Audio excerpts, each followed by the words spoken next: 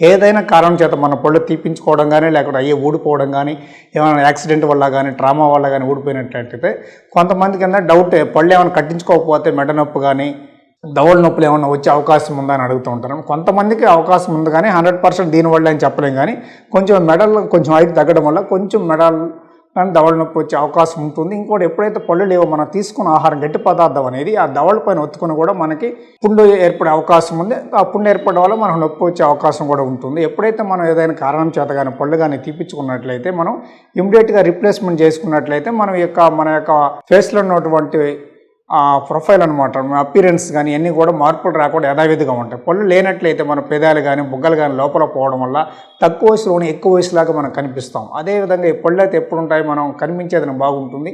ఈ మాటలు కూడా చాలా స్పష్టంగా మనం మాట్లాడగలుగుతాం. ఎప్పుడు కూడా ఈ పళ్ళు అనేది చాలా ఉపయోగం అనమాట. ఈ పళ్ళు ఉండడం వల్లే మనకి లైఫ్ అనేది పెరిగే అవకాశం ఎక్కువగా ఉంటుంది.